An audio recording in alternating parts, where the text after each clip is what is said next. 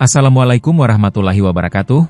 Di balik peta dan garis administrasi, ada perjuangan panjang, ada harapan masyarakat, dan ada mimpi tentang kekayaan alam yang bisa mengubah masa depan. Tapi, benarkah 4 pulau yang baru kembali ke Aceh itu menyimpan harta karun berupa minyak dan gas bumi? Ataukah semua itu hanya ilusi tanpa bukti? Di video ini, kita akan mengupas tuntas drama sengketa 4 pulau Aceh yang menyisakan tanda tanya besar. Benarkah ada migas di sana? Selamat datang di Aceh History, tempat di mana kita menyelami lautan sejarah Aceh secara lengkap. Namun sebelum kita mulai jangan lupa untuk subscribe, like, komen, share dan nyalakan lonceng notifikasinya agar kamu tidak tertinggal kisah-kisah mendalam lainnya yang jarang dibahas dalam buku pelajaran. Mari kita mulai petualangan sejarah hari ini. Dalam perjalanan panjang sejarah administrasi Indonesia, persoalan batas wilayah kerap menjadi perdebatan hangat di berbagai daerah. Salah satunya terjadi di ujung barat Nusantara, tepatnya di Aceh. Baru-baru ini, Gubernur Aceh, Muzakir Manaf, mengungkapkan rencana strategis untuk 4 pulau yang baru saja resmi kembali ke wilayah Aceh.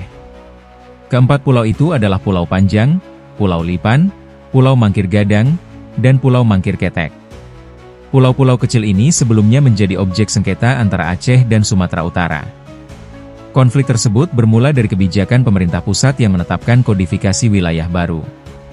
Kebijakan itu justru menimbulkan gelombang protes dari masyarakat Aceh karena 4 pulau itu tiba-tiba dinyatakan masuk wilayah administrasi Kabupaten Tapanuli Tengah, Sumatera Utara, berdasarkan Keputusan Menteri Dalam Negeri Nomor 300.2.2/2138 Tahun 2025. Namun, persoalan ini akhirnya menemui titik terang. Pada Selasa, 17 Juni 2025, Presiden Prabowo Subianto secara resmi menetapkan keempat pulau tersebut masuk dalam wilayah Kabupaten Aceh Singkil. Keputusan ini bukan tanpa dasar. Menteri Dalam Negeri, Tito Karnavian, mengungkapkan bahwa keputusan tersebut diambil setelah ditemukannya dokumen penting yang selama ini terlupakan. Dokumen tersebut berupa kesepakatan resmi antara Gubernur Aceh dan Gubernur Sumatera Utara pada tahun 1992. Dalam arsip itu ditegaskan bahwa 4 pulau tersebut memang merupakan bagian dari Aceh. Menariknya, dokumen bersejarah itu ditemukan secara tidak sengaja di Gedung Arsip Kementerian Dalam Negeri, Pondok Kelapa, Jakarta Timur, setelah petugas membongkar tumpukan dokumen lama di 3 gedung arsip sekaligus. Penemuan dokumen bersejarah ini menjadi bukti nyata bagaimana teknologi arsip dan tata kelola administrasi yang baik memiliki peran penting dalam menjaga keutuhan wilayah sebuah negara. Ini juga menjadi pengingat bahwa dalam dunia birokrasi, dokumen lama bukan sekadar kertas tua, melainkan saksi bisu perjalanan sejarah bangsa. Kini, dengan kepastian hukum dan sejarah yang jelas, Aceh kembali memiliki kendali atas 4 pulau tersebut. Tantangan selanjutnya adalah bagaimana pemerintah daerah mengelola potensi sumber daya di pulau-pulau itu agar dapat memberikan manfaat bagi masyarakat sekitar, sekaligus menjaga kedaulatan wilayah Indonesia di kawasan Barat Nusantara. Setelah polemik panjang soal status 4 pulau yang disengketakan antara Aceh dan Sumatera Utara menemui titik terang, pertanyaan berikutnya yang muncul adalah, apa langkah selanjutnya bagi Aceh? Gubernur Aceh, Muzakir Manaf, atau yang akrab disapa Mualem, memberikan jawaban tegas. Ia menyatakan bahwa pemerintah Aceh berkomitmen untuk mengelola seluruh potensi yang ada di 4 pulau tersebut. Pulau Panjang, Pulau Lipan, Pulau Mangkir Gadang, dan Pulau Mangkir Ketek ini tidak hanya sekadar kembali menjadi bagian dari Aceh secara administratif, tetapi juga akan dioptimalkan untuk masa depan daerah. Mualem menegaskan, 4 pulau itu memiliki kekayaan alam yang menjanjikan. Selain banyak ditumbuhi pohon kelapa, pulau-pulau tersebut juga sudah lama menjadi tempat persinggahan nelayan.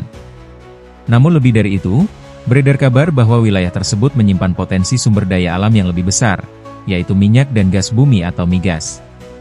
Apa yang ada di pulau tersebut akan kita kelola.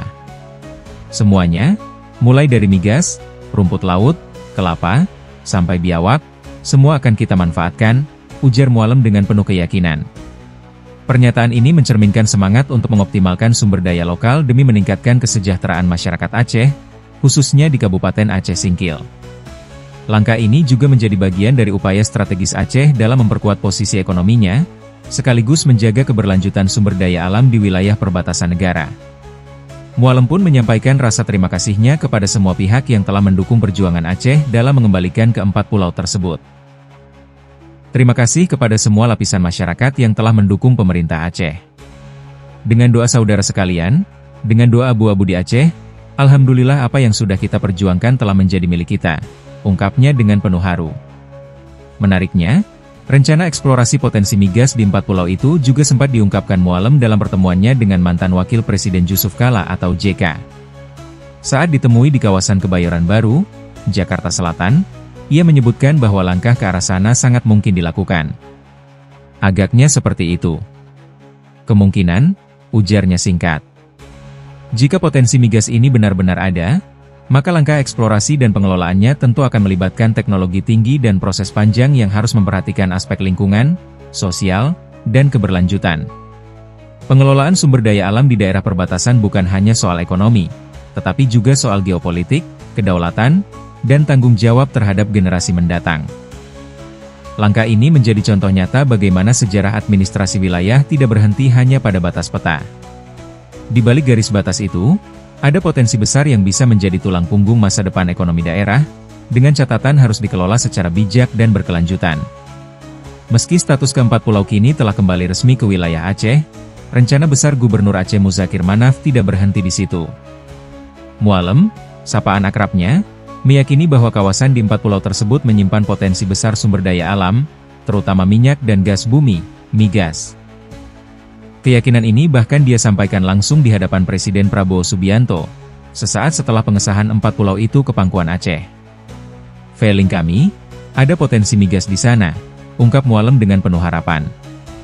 Langkah berikutnya, menurut Mualem, adalah membuka peluang kerjasama dengan investor. Bagi pemerintah Aceh, jika ada pihak swasta atau pengusaha yang tertarik untuk mengeksplorasi potensi sumber daya di kawasan itu, maka pintu akan dibuka lebar. Kalau ada investor, ada pengusaha, kenapa tidak? Ucapnya optimistis di lingkungan Istana Kepresidenan, Jakarta.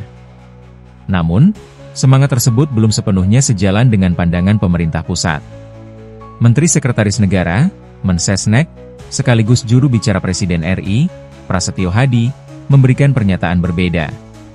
Menurutnya, hingga kini belum ada bukti kuat bahwa kawasan 4 pulau itu memiliki cadangan energi yang dapat dieksploitasi. Prasetyo menyebutkan bahwa Kementerian Energi dan Sumber Daya Mineral, ESDM, telah melakukan pengecekan terhadap isu kandungan energi di wilayah tersebut. Hasilnya, belum ada penelitian resmi yang menunjukkan adanya kandungan minyak atau gas bumi. "Kami sudah cek ke ESDM, belum ada penelitian yang menyatakan terdapat kandungan energi di 4 pulau itu," jelasnya.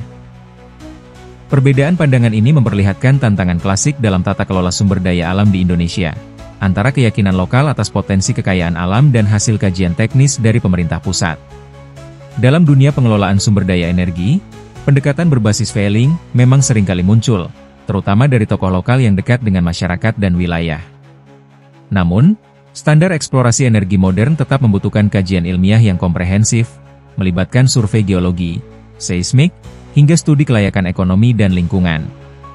Apapun hasil akhirnya, rencana eksplorasi sumber daya alam di 4 pulau Aceh Singkil ini akan menjadi babak baru dalam perjalanan hubungan antara pemerintah daerah, pemerintah pusat, dan sektor swasta. Keberhasilan rencana ini akan sangat bergantung pada sinergi antara aspirasi lokal, teknologi eksplorasi modern, dan transparansi data geologi nasional.